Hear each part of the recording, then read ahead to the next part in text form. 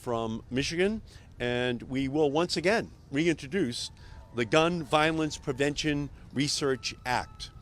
We are here today because we are tired of tragedy, because we want to save lives.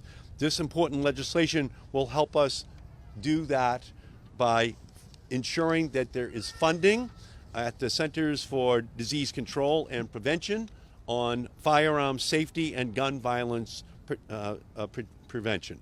We know this is not a panacea, but it's a piece of the puzzle that for 20 years was barred because knowledge is power, and for too long the NRA and their acolytes in the United States House and Senate wanted to take the power away from the people.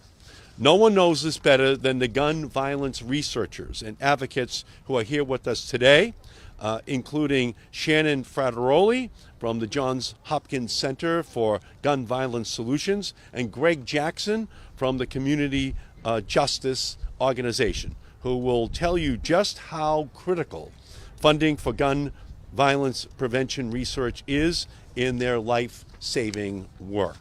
Today, we're also welcoming to the Capitol students who have experienced firsthand the horrors of the gun violence epidemic that plagues our communities from our schools to our streets. Devin Woodruff, a Michigan State University student. Dylan Morris, an Oxford High School student. Elia Eastman, Marjorie Stoneman Douglas High School shooting survivor and co-founder of Team Enough, as well as March for Our Lives advocate and American University student Anam Hassan.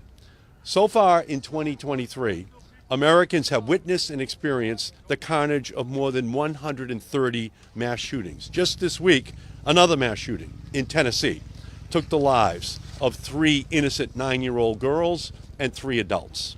How many more lives must be lost before Congress is moved to act? How many more families must be torn apart? How many more communities must be shattered by the trauma of gun violence? We need a federal assault weapons ban now. We need universal background checks now. We need red flag laws nationwide now. We need to hold gun manufacturers accountable for their deadly products now. We need to keep guns out of the hands of dangerous people now. And we need to invest in the research to guide evidence-backed, data-driven solutions that will help save lives. But for more than 20 years, a rider to the 1996 Omnibus Appropriations Bill, the Dickey Amendment, blocked the Centers for Disease Control and Prevention, the CDC, our nation's top public health research agency, from conducting gun research, from conducting prevention research in our country. Putting blinders on our best researchers and avoiding the science that could help us stop gun violence never made any sense in the first place. For years, with the support of gun safety advocates, I have led the fight against this deadly self-imposed ignorance. In 2020, our perseverance finally paid off. Beginning in fiscal year 2020 through fiscal year 2023, we secured $100 million in gun violence prevention research funding at the Centers for Disease Control. But we shouldn't have to wage an appropriations battle every single year. In order to most effectively respond to our nation's gun violence epidemic and fill the data gaps caused by decades of inaction, we must authorize, increase, and regularize gun violence prevention research funding. With the limited money we've secured since 2020, the CDC has funded research to enhance our understanding of firearms injuries, develop innovative prevention strategies, and evaluate the efficacy of strategies to safeguard individuals, families, schools, and communities from firearm-related harm.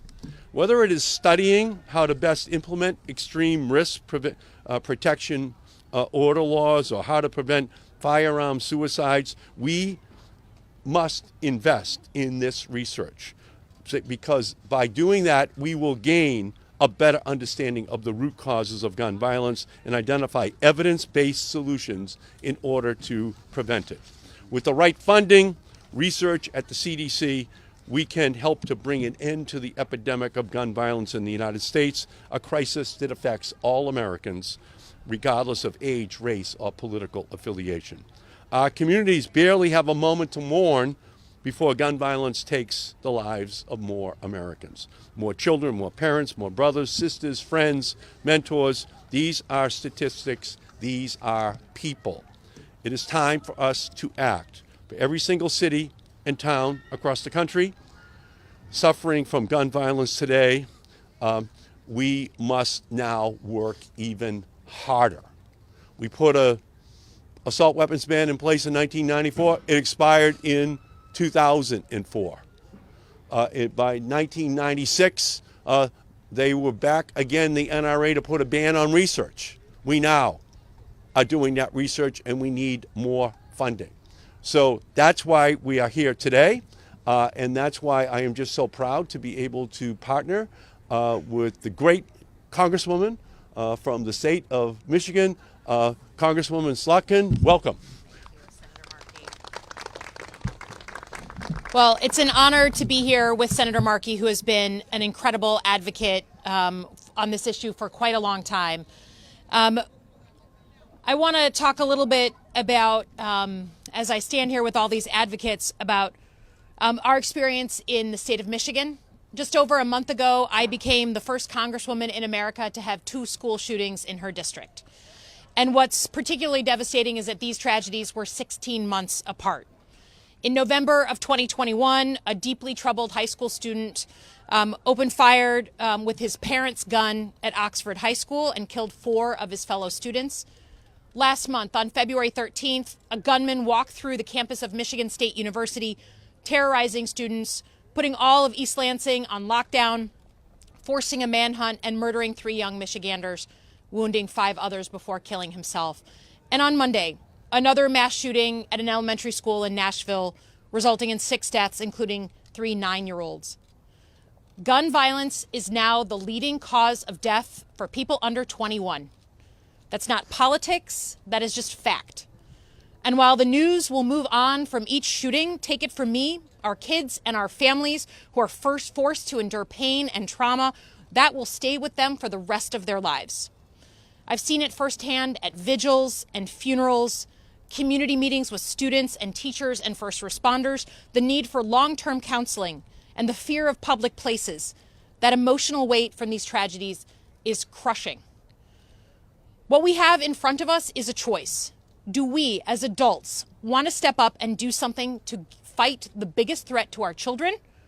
Or are we, at this point, willing to ignore the greatest threat to our kids? To make this point, we're joined here today by 2 students from my district. Dylan Morris, one of the students from Oxford High School, who was there at the day of the shooting, and Devin Woodruff, a student at Michigan State who was on campus and in the student union the night of the shooting at MSU's campus. Both of them are here today. I'm so grateful for them and their bravery in speaking up and choosing to help lead the way in addressing this crisis. They are turning their pain into purpose, and I'm immensely proud of them. As a former CIA officer and Pentagon official, I want to be clear that preventing gun violence is a matter of homeland security. The job of anyone in Homeland Security is to protect U.S. citizens in the homeland, and the bill we're here to unveil today is part and parcel of protecting American citizens. Quite simply, the Gun Violence Prevention Research Act would help give the CDC the tools they need to study the root causes of gun violence and help shine a light on the steps we can take to make our communities safer.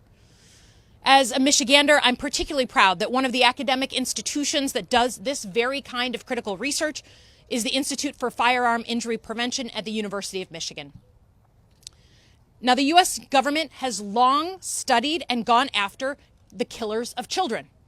The most clear comparison I can make today is on seatbelts and car seats in the 1970s and 1980s. Back then, the #1 killer of young children was car accidents. No seatbelts, no car seats.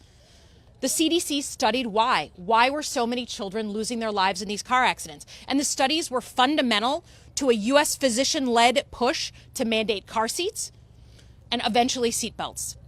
With the help of that data from the CDC, we decided to go after the #1 threat to kids. And what we are announcing today is the very same thing. Our children are being traumatized and killed in their sanctuaries. And as you will hear, they are asking for our help. As elected officials who have sworn an oath to protect and defend the United States, I can think of no higher responsibility than to protect our children. This should not be a partisan or divisive issue. It is the job description of a U.S. representative. And while certain members of Congress here in D.C. have not yet gotten the memo, the ground is shifting on this issue. And Americans of all stripes, including and especially gun owners, hunters, sportsmen, are demanding basic gun safety measures that will help save the lives of their children. In Michigan, our state legislature is listening to the demands of the public for basic safety measures like universal background checks, safe storage laws, and extreme risk protection orders. We are poised to pass this monumental legislation in the next couple of months. The 2 school shootings we've had make it clear that there is no contradiction between being a responsible gun owner and caring deeply about protecting children.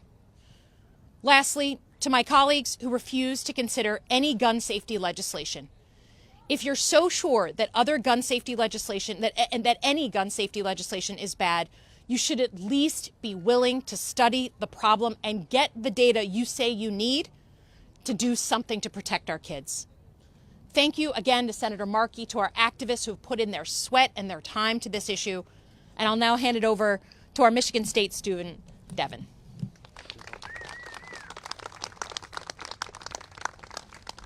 Thank you, Congresswoman. Good afternoon, everyone. My name is Devin Woodruff. I am a proud student at Michigan State University. I'm glad to be here with you all today and to focus on keeping students safe. I spent a lot of time at the MSU Union. I call the MSU Union my home. At that time, that was when a gunman opened fire, and at the end of the night, 3 of my fellow students had been killed. My night, it turned upside down. I ended up that night crying, not knowing what I was gonna do that whole night. Ended up calling my mother, telling her I didn't know how I was gonna move next. My home that I call the Union was effectively ruined by a gunman. The Union would never feel the same. It would never be the same. I wish that these tragedies happen less frequently, but as the news of Nashville on Monday showed, this is becoming more of a normalized part of life in the United States. And it's kids and students like me who are paying the price of the inaction of DC politicians who are, frankly, in my opinion, scamming us. More than a month after the shooting in MSU, we at MSU were struggling. Students are struggling. We don't know how to feel safe on campus. Even with the wounds that we're healing, Spartans' families will never be the same. I use a saying that my mother always says is that kids should always come back home. And that can't be said for the Spartans' lives that were lost. Gun violence is the leading cause of death for kids in America. And until we start treating this like a public health crisis, kids aren't going to feel safe in their communities and in their school. We can't settle for thoughts and prayers anymore. We need concrete action to help save lives, including bills that are talked about here today. Studying gun violence as a public health crisis is the best possible way to understand the root cause of this epidemic and how we can combat it. The Gun Violence Prevention Research Act will boost the CDC's research into gun safety and give us new strategies that will stop mass shooting. This kind of bill shouldn't be partisan. It shouldn't be partisan at all. We need to make sure that we are keeping students and everyone safe. I really want to make sure that we move upon the front that everyone's life matters, and we need Congress to act now. But I sincerely want to thank Congresswoman Slotkin and Senator Markey for advocating for students because they're truly doing their job, unlike some of the people in these congressional chambers who are just collecting a check and not actually doing action and wanting to save our lives. But I thank you, Congresswoman Slotkin, for actually doing the work and wanting to make sure that students are able to go to school, get an education, and live. Thank you. Dylan Morris from Oxford High School. Good afternoon. I want to thank Congressman Slotkin for having me here today. My name is Dylan Morris, and I am a student impacted by senseless gun violence. I'm a senior at Oxford High School in Oxford, Michigan, and the executive director of No Future Without Today, a 501c4 social welfare initiative to curb gun violence. On Tuesday, November 30, 2021, a student fired an unsecured handgun he had brought from home in the hallway at school during a passing time. He murdered Hannah St. Juliana, Tate Meir, Justin Schilling, and Madison Baldwin, and wounded 7 others. That afternoon, I huddled in the corner of my English classroom. We were to begin reading a short story by Haruki Murakami, but instead, we were ready to defend ourselves if anyone came through our door. My classmates and I frantically grabbed makeshift weapons, including scissors, tape dispensers, and a hockey stick, anything we could find at the moment. Is this America's idea of freedom? It's not mine. It shouldn't have been a school day for my classmates and me. It should not have been a school day for those students and educators in Nashville either. 3 young children, and 3 adults were murdered at an elementary school on Monday. Many more were traumatized, and a community is now left shattered. Gun violence is the leading cause of death for children and teens in the United States. We need to move beyond thoughts and prayers and take bold action. We know that we need a universal background checks law, a national safe storage law, and a renewed assault weapons ban. But we also need research to finally address this as the public health crisis that it is. For decades, the lack of federal investment in research and data collection on gun violence, despite its increasing prevalence, has been failing communities around this nation. And as a high school student, I'm taught to use data and research to back up my arguments, but the federal government has made it impossible for states, community organizations, and researchers to adequately tackle this problem. The contents of the Gun Violence Prevention Research Act will help us create evidence-based solutions to this epidemic and save thousands of lives every year. And I ask the people in the building behind me who may not fully grasp the reality of what we're dealing with here to picture their lives without their children. Picture their lives without their loved ones, their spouse. Picture their faces on the news. Nobody is immune to the effects of gun violence anymore. I now personally know students and young people in Michigan who have survived 2 mass shootings. It's no longer a matter of if you'll experience the effects of gun violence, it's a matter of when. It's no longer, it's not permissible, it's not okay. And I'm grateful for Representative Slotkin and Senator Markey for leading this effort, and I urge members of Congress from both parties to help get this bill over the finish line so that we can start to treat this crisis with the seriousness that it deserves. Thank you. Thank you. Elia.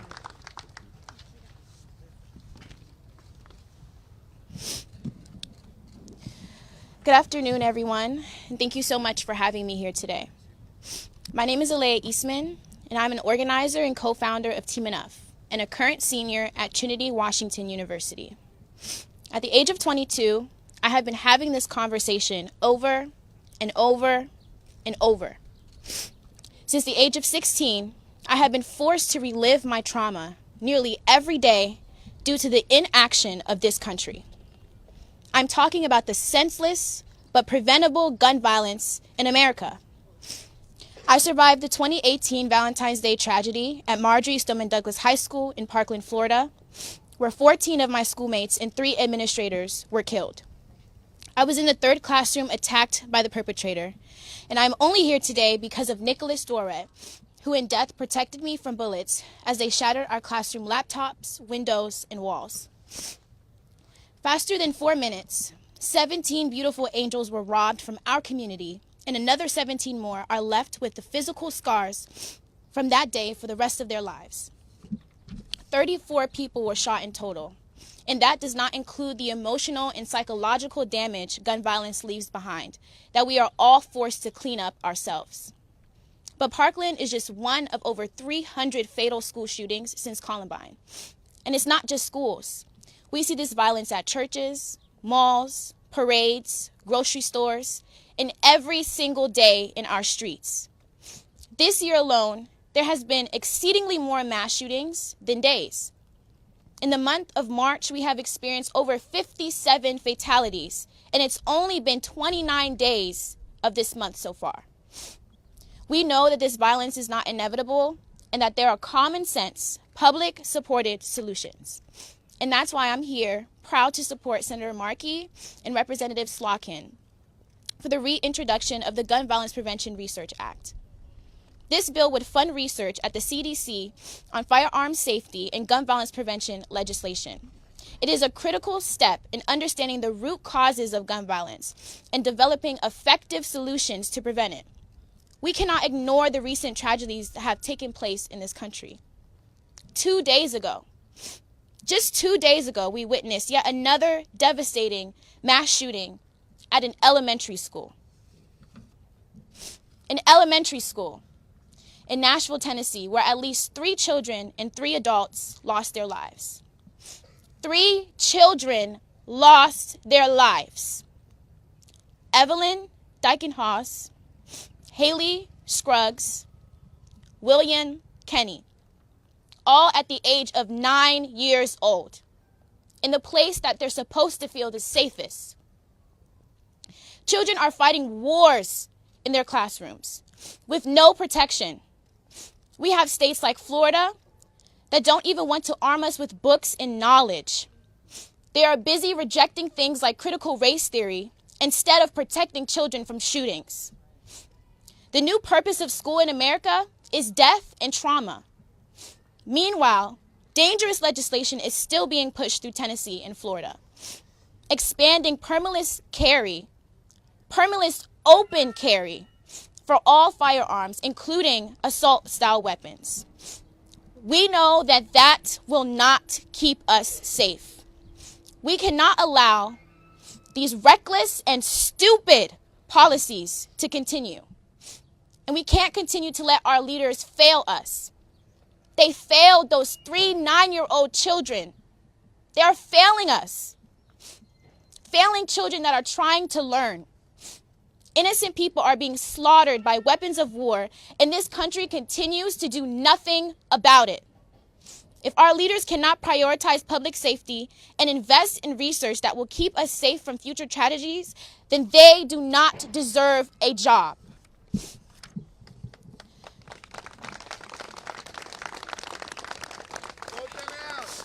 Vote them out. Thank you for joining us in supporting the Gun Violence Prevention Research Act. And let's work together to change the course and culture of gun violence in America. Thank you. Thank you.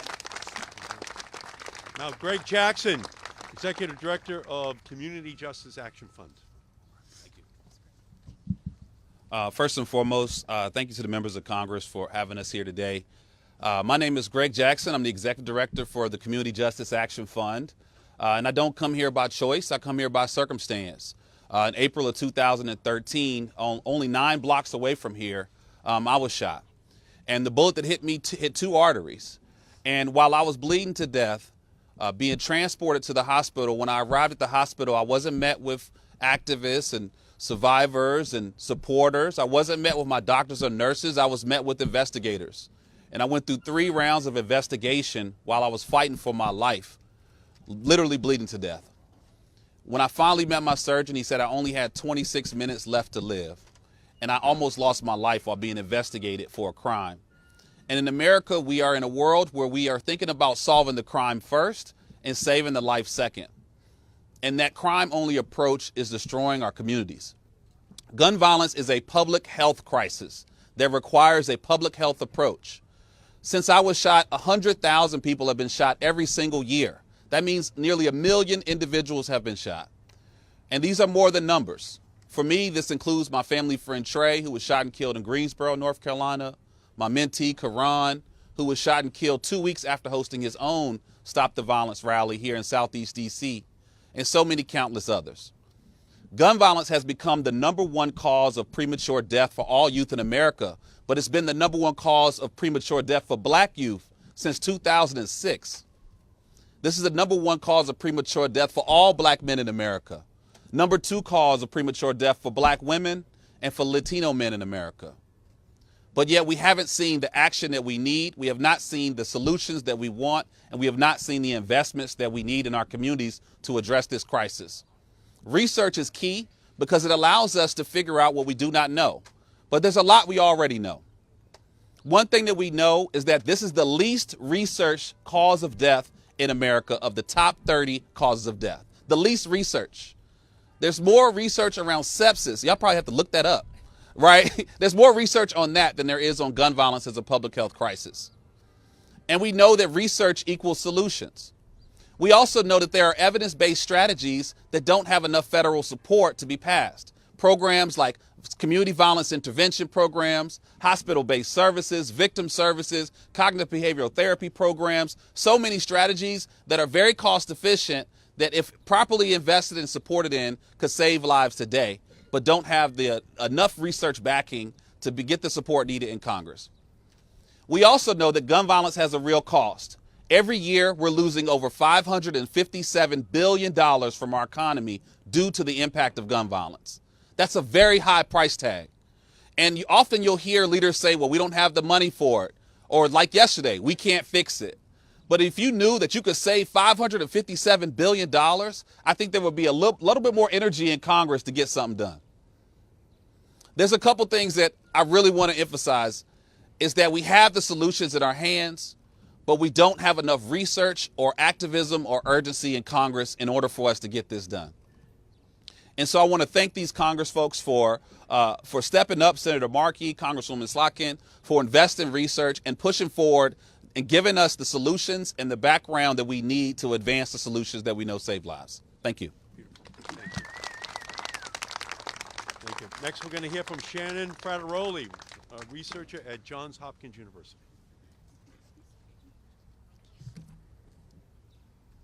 Good afternoon, everyone. Senator Markey, thank you for having me here. Congresswoman Slotkin, thank you very much. I'm humbled to be here with this group today whose high school and college years have been punctuated by gun death and who have responded with such courage and determination. My name is Shannon Frateroli. I'm a professor at the Johns Hopkins Center for Gun Violence Solutions, where for more than 20 years I've used public health tools to develop, implement, and evaluate strategies designed to prevent gun violence. Up until recently, federal funding to support this type of work was almost non-existent. Efforts to identify solutions were limited to a small community of researchers supported by a dedicated group of private funders who were, quite frankly, outmatched by the sheer size and scope of gun violence in this country. Over the past 20 years, while federal funding has been out of the picture, more than 650,000 people have been killed by guns in the United States. They've died by suicide, they've died by homicide, including intimate partner homicides, and by unintended gunfire in communities all across this country. Many more survived being shot, but sustained life-altering injuries and untold trauma. Even more have lost loved ones to gun violence. Over the past 20 years, as the number of lives lost to gun violence has increased, I have watched year after year as talented early career researchers rise to meet the challenge that is gun violence prevention, only to turn away as they realize that without federal support for this work, the chance to make a meaningful impact is almost impossible. The absence of federal support for gun violence prevention research means that for decades, we as a country have missed opportunity after opportunity to understand the full scope of the problem and to study, refine, and implement informed solutions that could have saved countless lives. But times are changing. In the years since Congress began to support gun violence prevention research, missed opportunities are being replaced with funded research designed to make a difference. Both NIH and CDC have funded research projects that are up and running today. I know this because I'm the recipient of one such grant. And I know that the findings from this newly funded research will provide guidance to communities, local governments, state and federal agencies, and other service providers about how to reverse the upward trend in gun violence that has increased at an alarming rate since the pandemic began. To meet the challenge that is gun violence in the United States, we must continue to invest federal research dollars in order to make up for an entire lost generation of gun violence prevention research. Those investments need to continue if we are going to realize a future where high school and college students come to the nation's capital to celebrate their accomplishments and participate in democracy rather than mourn their classmates and loved ones and heal their traumas. I'm here to assure you that the gun violence research prevention community and the larger community of public health researchers are already rising to the challenge to identify solutions to our country's gun violence problem. Continued congressional support for that work is an essential step, and I thank you for your efforts to realize that goal. Beautiful. Thank you. Thank you so much. Next, we're going to hear from Anam Hassan. Welcome. Sorry. Hi, my name is Anam Hassan. I'm a student at American University, and I'm here today speaking on behalf of March for Our Lives. Firearms are the leading cause of death for children and teens in the United States. For students like myself, that means we have to live constantly in the shadow of America's gun violence epidemic. Often we are told by passive elected officials who aren't interested in saving lives that gun violence prevention policies do not work, even though they have been proven to save lives both abroad and in the U.S.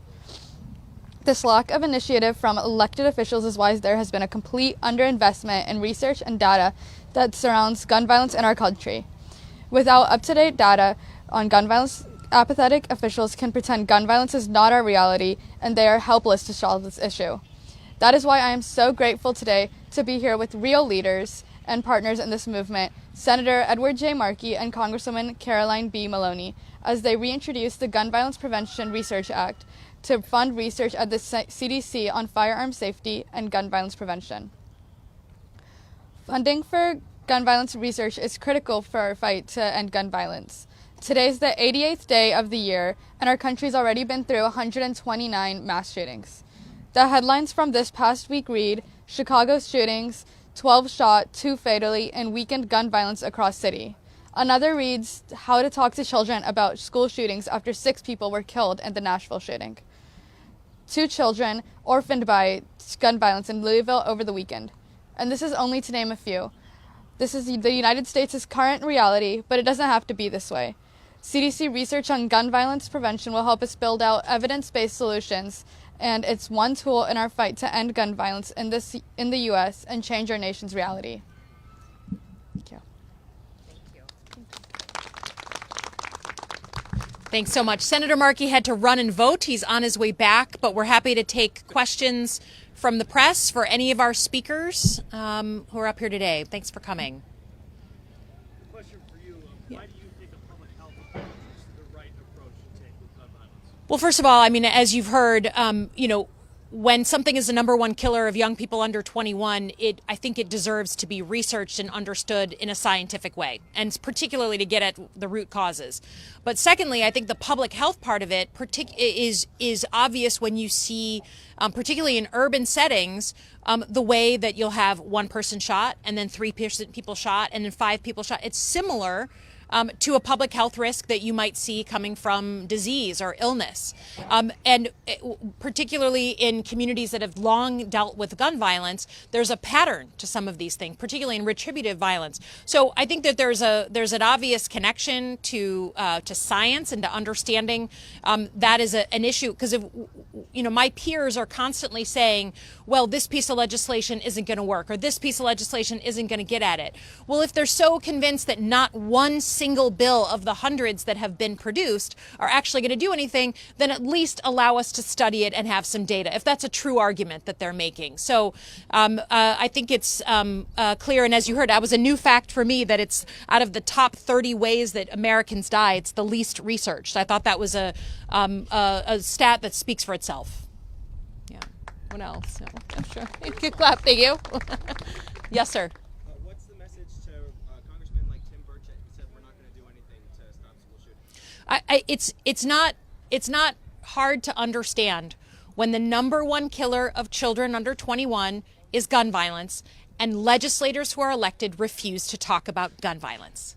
That's not a hard equation to understand. That means that they are so scared of their base, they are so scared of being primaried from their right, they are so scared of losing the privileges of this job that they would rather ignore it, wait for the cameras to go away, and live another day than do something to protect children.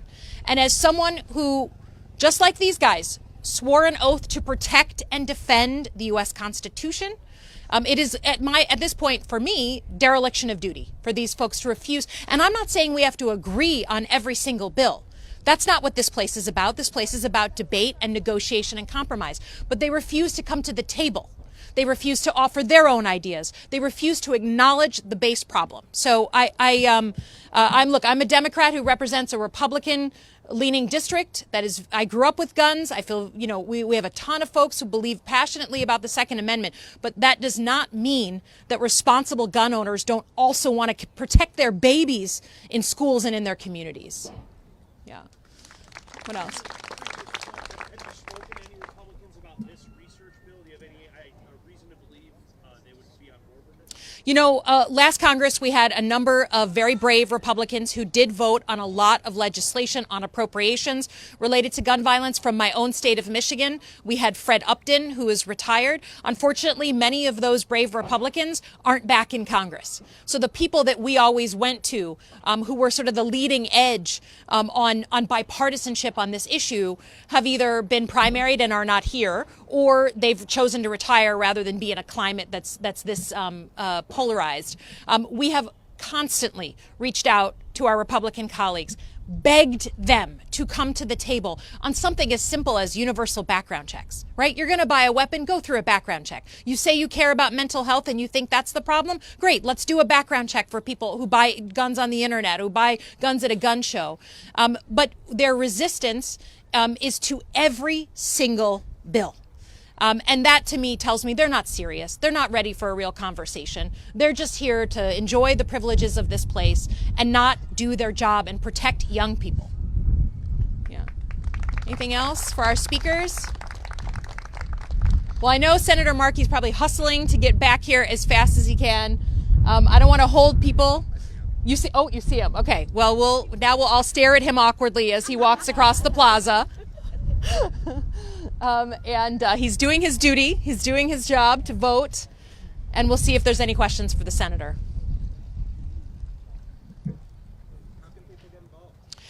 Well, let me ask the other organizations here to come up and speak and talk about how to get involved. All right. Hey, so first things first, if you want to get involved with Community Justice Action Fund, you can follow us at CJ Action Fund, www.cjactionfund.org. We also have a really important research project called the City Violence Prevention Index Report, where we looked at the top 50 cities most impacted by violence and assessed what are they investing in to address violence beyond policing.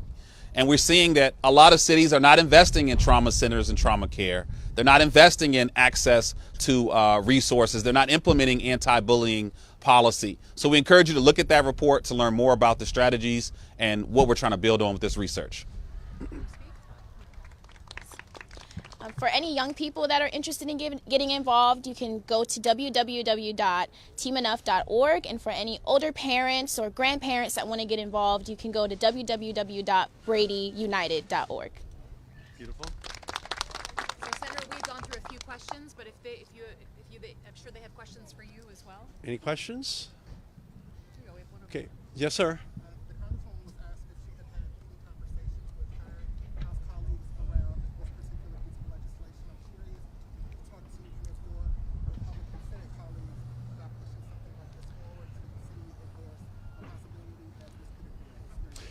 Well, in past years, Congresswoman Carolyn Maloney and I, we had to work the appropriations process, which is what Congresswoman Slotkin and I are now going to do.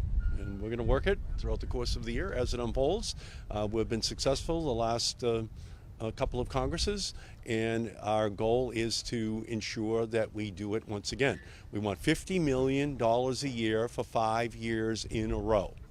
Research is medicine's field of dreams from which we harvest the findings that give the information we need in order to prevent the unnecessary death that is occurring in our country right now. And we're very optimistic that we will be successful once again. And Congresswoman Slotkin is a hero in the House, and she has an incredible story to tell from her home state. But there are many other stories from every other state, and we intend on capitalizing upon that politically to get the funding which is going to be necessary. Because research without funding is an hallucination. So we have to get that funding made available. Thank you all so much. Thanks for being here. Thank you. Wow. Thank you, Senator. Appreciate